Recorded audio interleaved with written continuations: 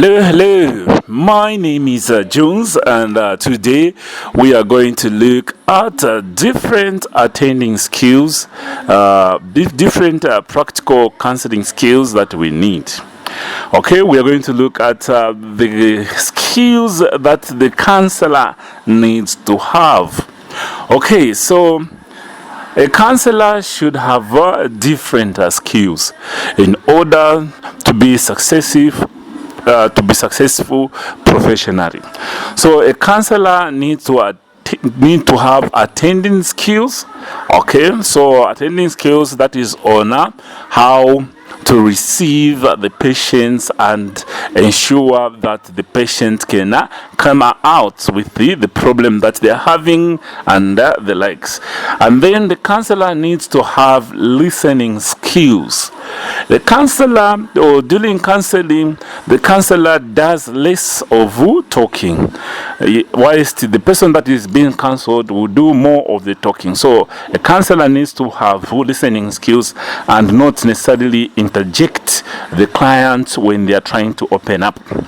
Okay, so the other skill that a counselor needs to have is probing skills. Probing skills are very, very important for a counselor in order to arrive at the right answers to the questions or concerns of the client. Then the counselor also needs to have summarizing skills. Okay, so in order to draw very good conclusion, the counselor needs to have good summarizing skills. Then also the counselor needs to have empathizing skills, as empathy is a form of human communication that involves listening to clients, clarifying their concerns, and communicating that you have understood necessarily what they are trying to talk about. Okay, so the counselor also needs to have paraphrasing skills. Okay, so to paraphrase is to repeat something that someone has said in your own words. Okay, then clarifying skills. A counselor needs to have clarifying skills, that is in attempt to focus and understand the basic nature of the client's verbal content. Then the other skill that is needed is that of reflecting. So counselor needs to have reflecting skills. Okay, then afterwards we will look at the roles and responsibilities of a counselor. Okay, so let us now discuss in detail these skills that a counselor needs to have. So the first practical skill that a counselor needs to have is the attending skills. Okay, so this is at times referred to as rapport, defined as fully being in touch with the client who feels conscious of this. So attending skills are very, very important for a counselor to necessarily possess. Attending skills involve such elements as friendliness, courtesy, appropriate eye contact, relaxed body posture, body language, vocal tone, and speech rate. As a counselor, your verbal and non-verbal behavior should clearly indicate your willingness to work with the clients. This level involves creating an emphatic environment in which the client feels accepted, recognized, and valued. Applying attending skills diligently helps to establish and strengthen the counseling relationship and actually helps to generate new perceptions, insights, and understanding. Okay, so attending skills are very, very important in that they form part of counseling, which allows the client necessarily to open up. So the following elements form part of attending skills: counseling environments, micro skills of attending, body language, and emotional presence. So when you're looking at counseling environment as one of the elements that forms attending skills, here we can say clients must feel as comfortable and relaxed as possible during the counseling session. The room should be easy of access and not in a busy place of any institution where every passerby knows that this is the AIDS patient room.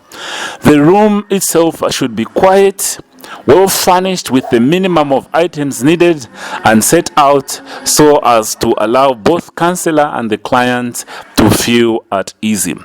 So the requirements necessarily within the room includes things like 2 chairs where the counselor will sit and the person that is being counseled will sit, and then it should have adequate space for easy movement, should have adequate ventilation, okay, so that you promote easiness within the patient. It should also have easy lighting for observation, and a storage facility for the files of the patients, and also should have side table for placing items, and also office desk for writing and anything that you need writing. So in attending skills, the counseling environment forms one of those elements that is supposed to be taken care of that is supposed to be taken care of in counseling. Then the other part, apart from counseling environment, are micro skills of attending. So micro skills of attending, here we can talk of sub skills of attending according to Egan 1994. So looking at Egan's sub skills of attending or micro skills of attending, we are going to look at the acronym SOLAR, okay, that is SOLER, which is used to describe the sub skills of attending. So the acronym SOLAR stands for Face Client Squarey, S for Squarey. Then O is open posture, so you need to adopt an open posture. Then L is lean forward, lean towards the client. Okay, so L for leaning, so lean towards the client. Okay, then E is eye contact, so you need to maintain good eye contact. Then the last R is for relaxed, so you need to be relaxed as you are conducting a counseling session. So in SOLAR, when you say face client squarely, this implies that the counselor sits facing the client.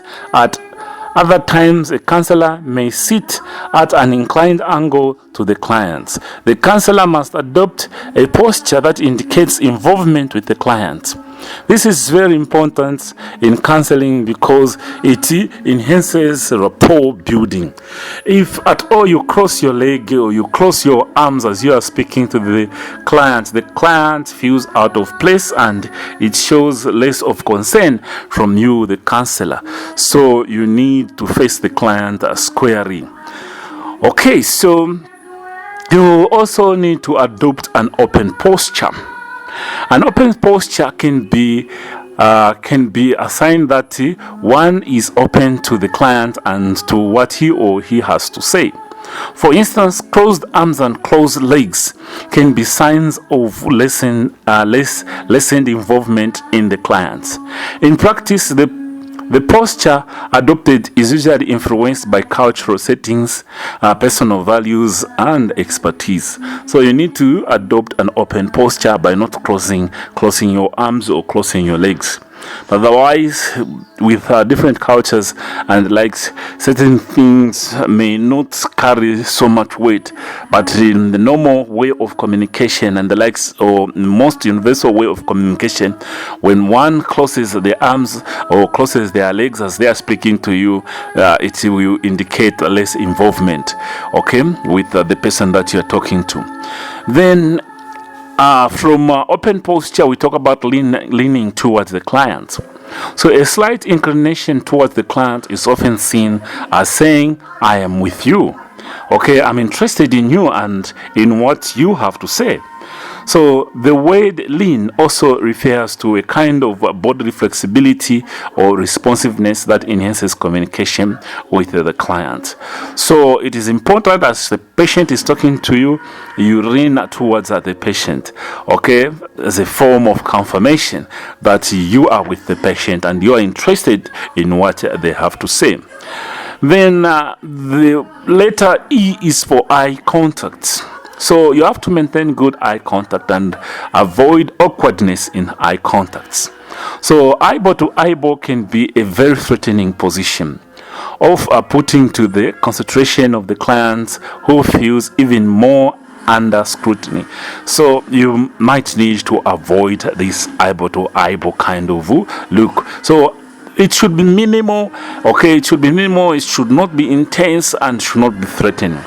So when you're talking about eye contact, it's a form of communication. Hence, eye contact should be used in moderation, not so much as over putting to the client as drawing the two together. So the counselor needs to observe non-verbal cues or body language that the client uses to communicate messages during this counseling contact. So the eye contact also needs to be very professional, okay, and avoid communicating abnormal messages. Okay, so then R is for relaxed. Okay, so as you are counseling the patient, remember the importance of having relaxation and not being tensed. So do not fidget nervously or engage in distracting facial expressions. Being natural in the use of skills helps, but the client will help put the client at ease. So it is important to avoid the implication that you must always feel relaxed. So relaxed mood, okay, is going to help take care of other facial expression communication that the client might see or not, and see that you are not interested in their story. You might be busy, but you know the client needs to know that they are a priority. So you need to be relaxed and not seem to be lashing, okay, for something else when you are talking to the patient. Okay, so body language sometimes tells us in certain things that we do not necessarily intend to communicate. So the effective counselor, according to body language here, we can say the effective counselor is mindful of the cues and messages that are expressed by her body as she interacts with clients. However, the counselor should not become preoccupied with her body as a source of communication, but rather learn to use the body or her body as a means of communication. She will use her client's body language as a source of information, though, okay, but necessarily not professionally carry themselves in their body language. Okay, so there are common non-verbal communication and messages that tend to convey certain information when we are talking to the client. And some of the things necessarily that I can talk about to do with a part of the body, the action and the message that it may try to portray. It has to do with the head, the eyes, the mouth, the face and the hands. Okay, so I just chose these two parts, otherwise there are many other body parts that try necessarily to communicate information to our clients. So for the head, when you are nodding, that is agreement or approval, or greeting, that is a message that it tries to portray. When you are shaking, that is a sign of disagreement, disapproval, or refusal. So these, I would say, on a large universal scale, this is the communication that it tries to portray. Then wrinkles on the forehead may be a sign of anger, pain, or surprise. Okay, then to do with the eyes, wrinkles, for the message that it may try to possess for others that you are trying to communicate to, maybe a proposal of love. Okay, then blinking to others, this can be an insult, or stopping someone from saying something, so you might try to blink the eyes, okay, as if you are trying to stop that person. So some people have used the blink communication to make someone stop saying something which they might have started saying. Okay, so staring also as an action within the eye contact may be a sign of showing desire. Okay, the message like showing desire can be gotten when you start staring. Okay, or it can be a sign that you are fascinated, or can be a sign of annoyance about what someone is trying to communicate. Okay, so sometimes our eyes may discharge some tears, okay, or you are crying. Okay, so crying is a sign of sorrow. That's the message that it portrays. It's a sign of happiness for others, that they reach this happiness that they start crying. Okay, for others it's anger. So in anguish they may start crying. Okay, then also crying may be a sign of fear, or maybe a sign of sickness. Okay, then to do with eye contact, or to do with the eyes, okay, as one of the body parts that he tries to give non-verbal cue. Raised eyebrow may be a sign of being surprised or discontent. Okay, so when you raise your eyebrow, it's like you're surprised. What? Okay, then or you're discontent about the thing that is happening. Then to do with the mouth, in non-verbal communication, a smile is one of the good signs of happiness, approval, joy, or welcoming, or affection. So that is necessarily a smile, but what a smile tries to portray. Please remember, a smile sometimes, if not well put forward, it can also be seen as a sign of mocking someone. Okay, so grinning, okay, it's maybe grinning is maybe sign of anger, hate, or dislike. And then when you are talking to the patient, at one point maybe you may yawn. Okay, so yawning is a sign that you are tired, you are bored, or you are fatigued. Okay, so in some certain tradition, there's this greeting where you kiss the other person's hand, or you hug and the likes. These are signs of affection, appreciation, or for others it's just a greeting. You greet someone and then you kiss their hands and something like that. But in a professional psychosocial counseling, something like this is not something that we are going to try to show affection to a patient by kissing them. No. Okay, so lowering of closed mouth, okay, yeah, it may be a sign of dislike of something that is happening, or you are not comfortable, so you end up having this surprise gesture. So to do with the face, some of the action that we see in non-verbal communication is that of blushing or looking away. So when talk about blushing, here the message try to portray is embarrassment, shame, or confusion. Then the looking away, when you're talking to the clients, you look away, it's maybe a sign of disapproval or rejection. Okay, then the other body part that we would want to talk about, that may try to give some non-verbal cue, is that of the hands. So slamming door, hugging, or folding in front of the chest, putting hands on the chin or covering the face, also portrays some kind of message, or send some kind of messages to the client. So slamming on the door may be sign of annoyance or disagreement. Hugging, solidarity, affection, or just mere greeting. Okay, folding in front of the chest may be sign of sorrow, sadness, or guilty, or feeling cold. So others, they fold their hands on their chest because of loneliness, okay, isolation, or self-pity. Okay, then the other verbal cue with the non-verbal cues on the hands that they try to communicate is when you put hand on the chin, there's this feeling of awkwardness or feeling ashamed. But covering the face, this one is necessarily the message that it tries to talk is about affection, shyness, or trying to attract attention. So when somebody is ashamed, they try to cover their face.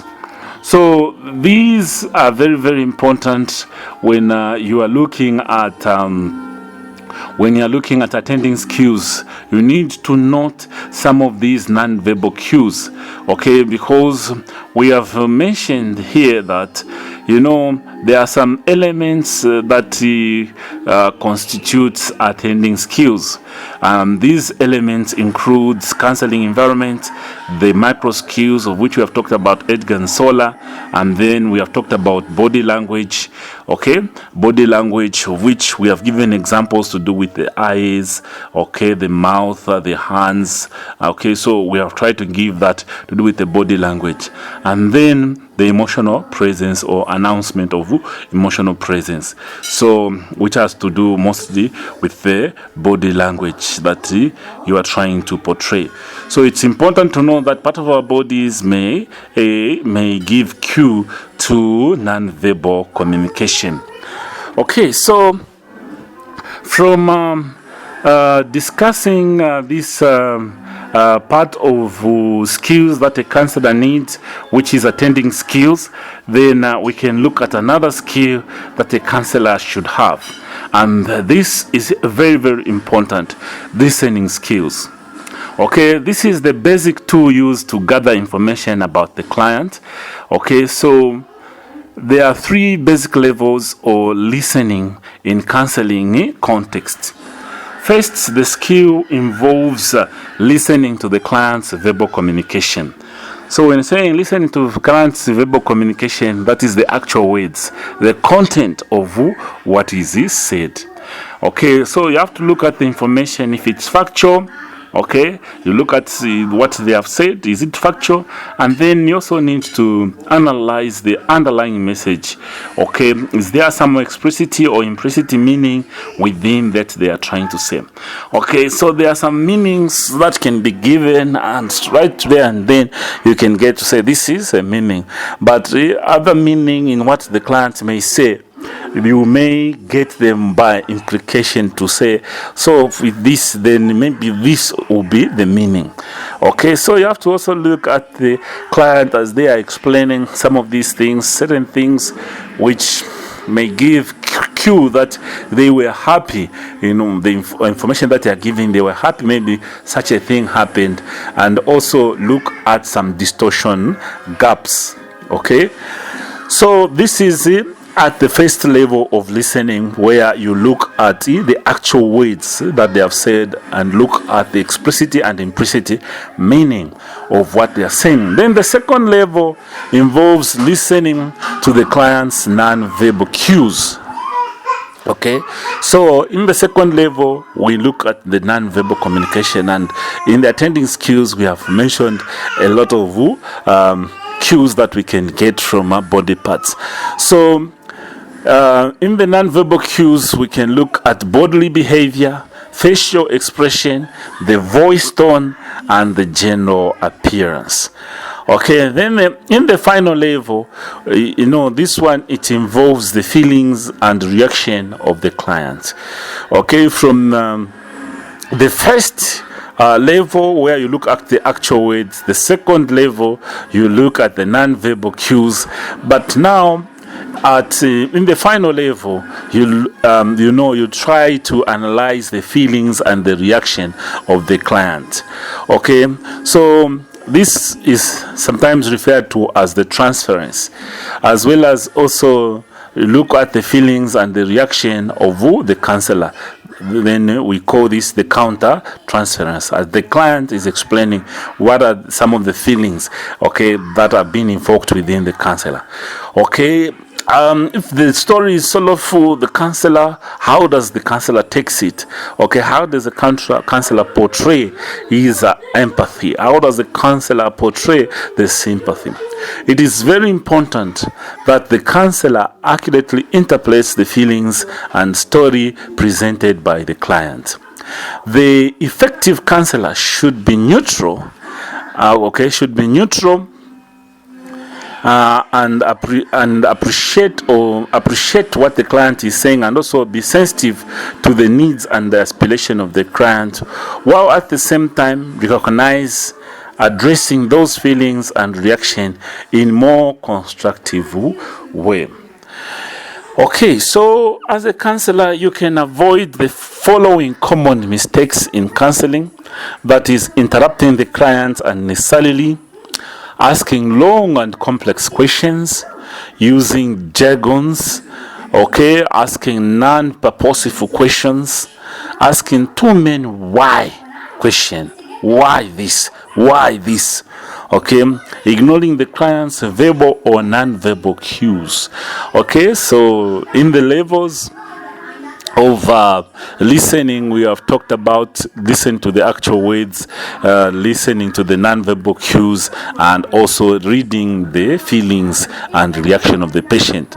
So we are saying you need to avoid these common mistakes of ignoring clients' verbal and non-verbal cues. Also, making inappropriate changes in topics. You are talking about this and then you go on to bring in another topic and the likes. Then how are you going to sort this one out? Incomplete clarification or important things.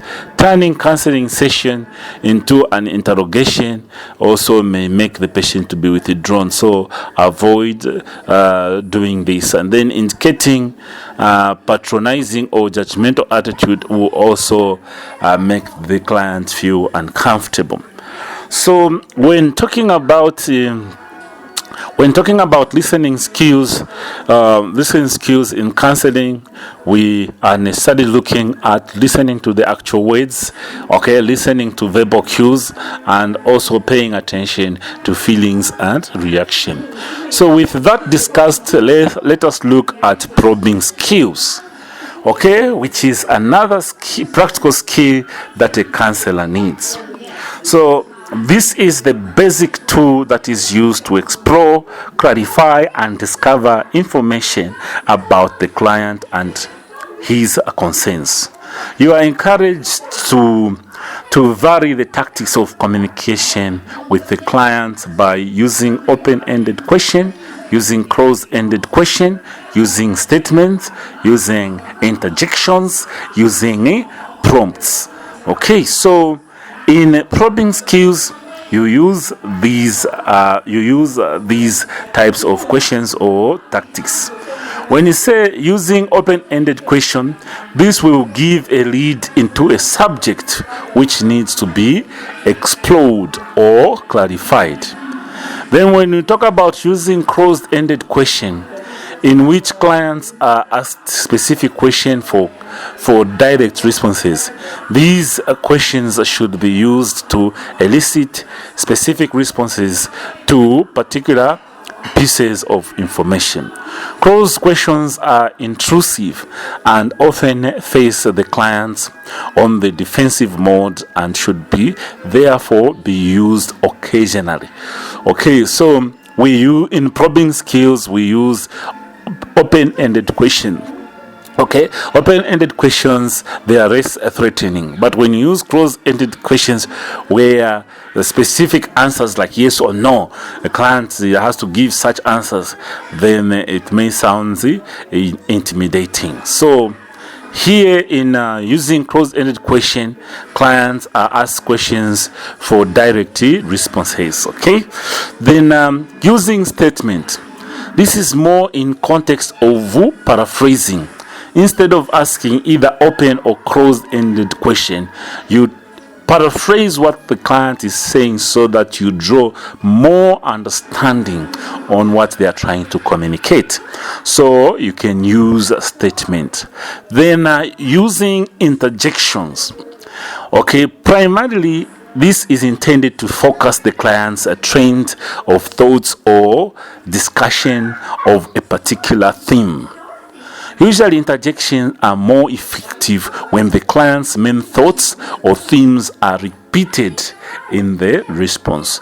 So, these interjections may help the client necessarily exhaust their views and that which they want to communicate. Okay, the theme that they are trying to communicate, and like in one theme the patient wants to put in another, and then that dilutes what they are trying to communicate. So certain interjection will help you in communicating to the patient that I want to understand more on this. Let's maybe not go to this other theme, but let's say explore this one. Then the other probing skill is using prompts. Okay, this is done to encourage the clients to give detailed elaboration of the specific words or thoughts and their meaning. Prompts are also used to encourage the client to continue narrating his story without necessarily interrupting the flow of thoughts. So you can do some prompt to the client so that they can give more information, okay, and they become more specific in their thoughts and meaning. Okay, so probing skills. Okay, so probing skills: open-ended question, closed-ended question, statements, and interjection and prompts can be used. Then we have summarizing skills. Okay, summarizing skills. Here we are looking at how you necessarily try to put a long conversation within a short paragraph to understand the whole scenario. Okay, so summarizing here is an advanced type of clarification. By summarizing, the counselor synthesizes what has been communicated during a counseling session and clarifies the major, effective, and cognitive themes. Summarizing provides an opportunity for the counselor to encourage the client to share the feelings about the counselor, and also it promotes client relationship and also the progress of the session. Summarizing is also important or beneficial when both the counselor and the client participate and agree with the summary that has been given. So summarizing skills are very, very important. Okay, then emphasizing skills or empathizing skills.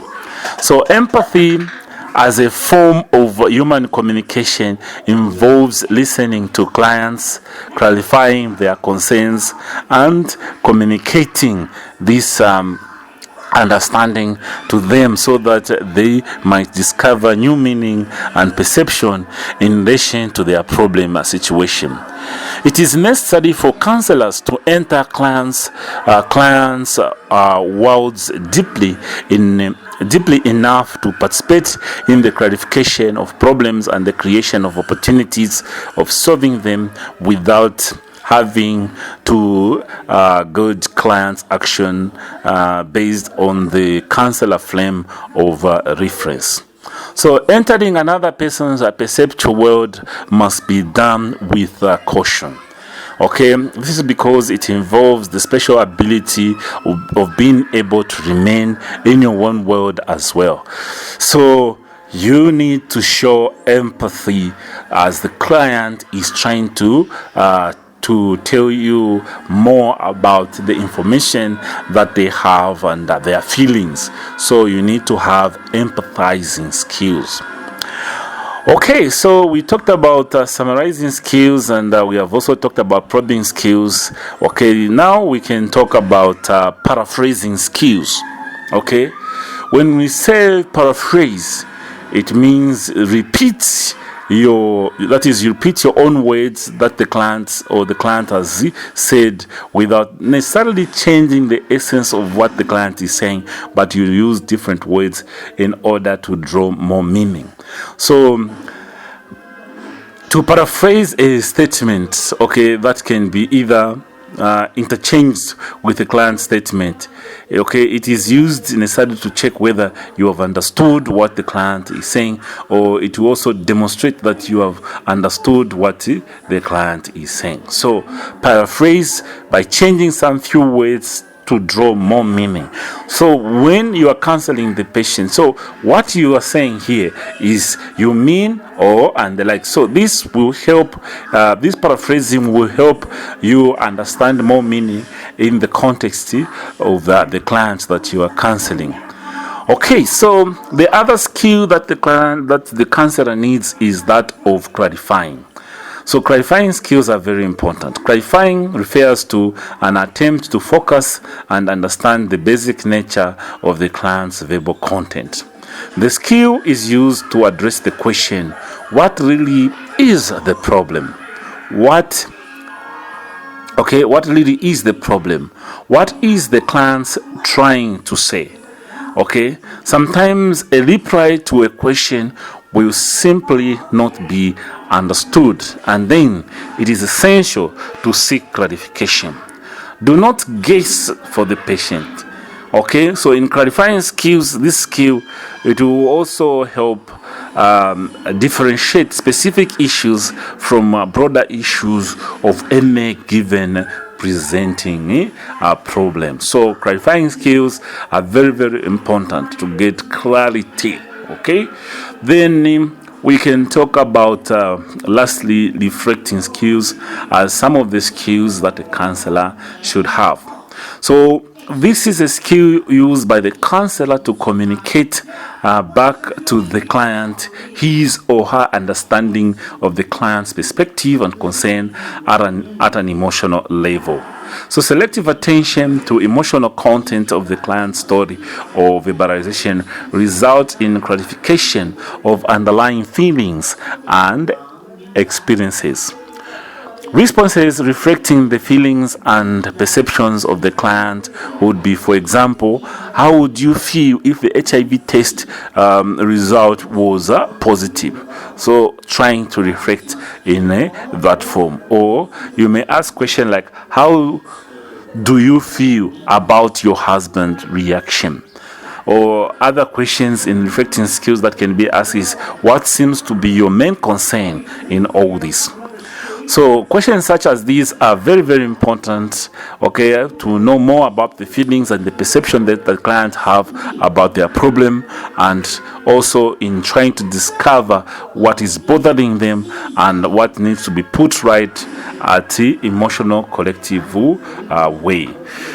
Okay, so reflecting skills here, you are trying to help out the patient, or as a counselor trying to help out the patient to understand that you are understanding within their perspective of how they view the problem.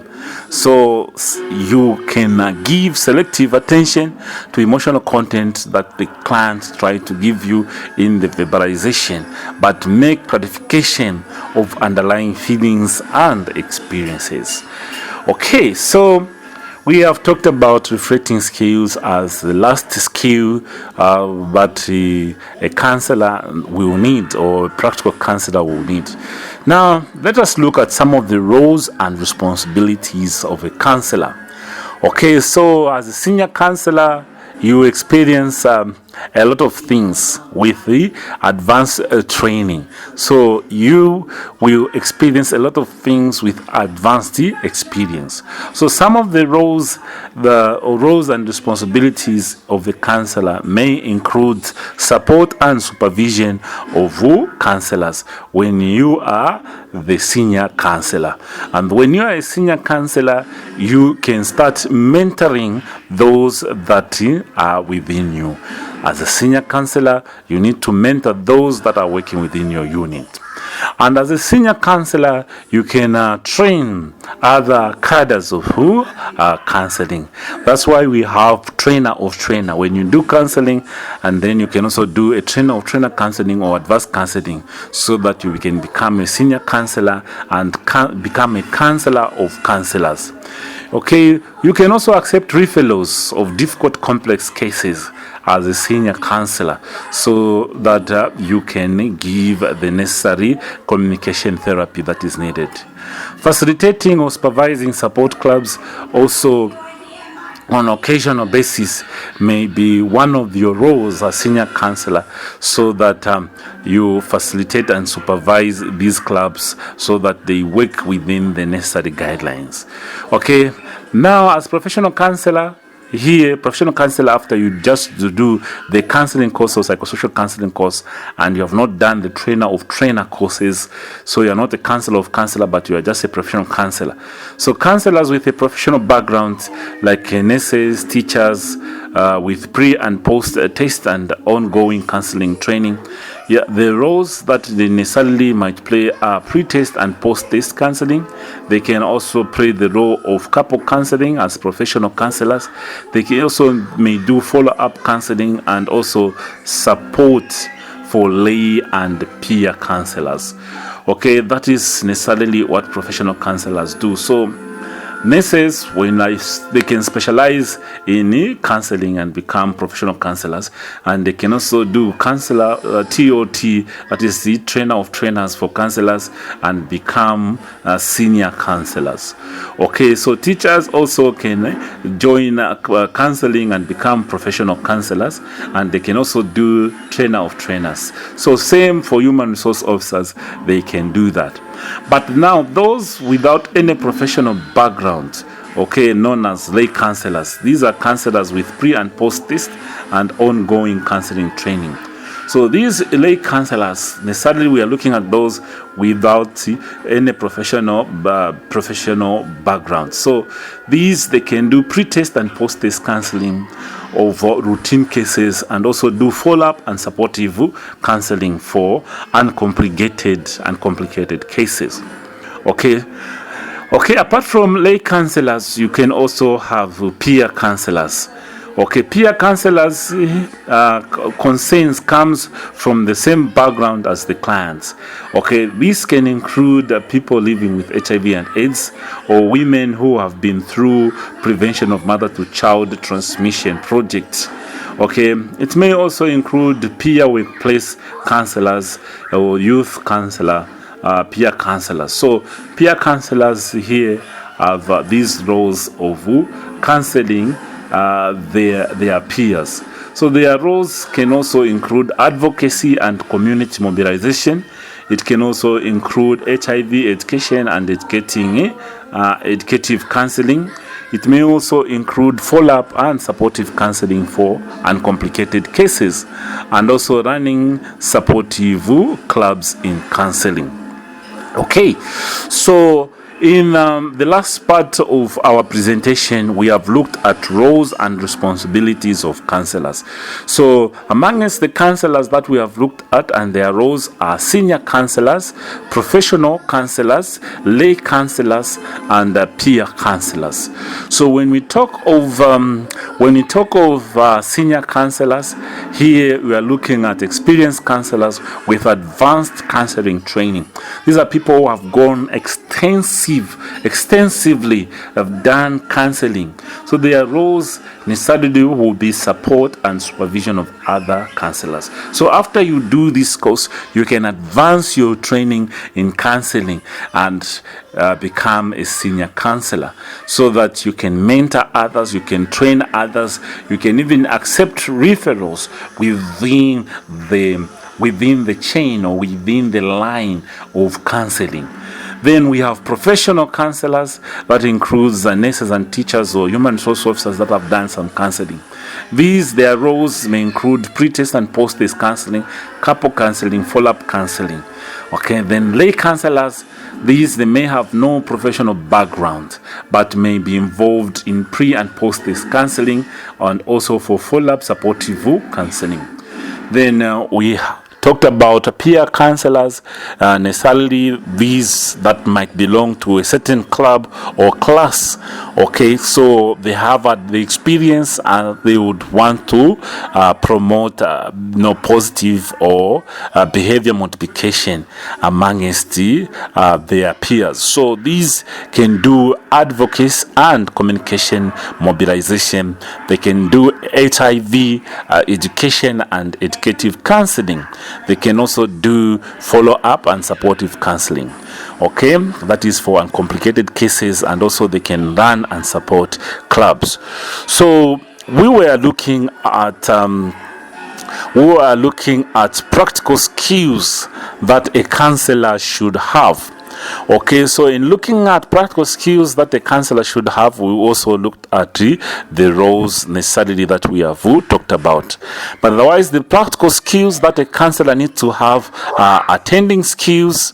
Okay, apart from attending skills, they need to have listening skills, they need to have probing skills, they need to have summarizing skills, they need to have empathizing skills, paraphrasing skills, clarifying skills, and lastly, they need to have reflecting skills.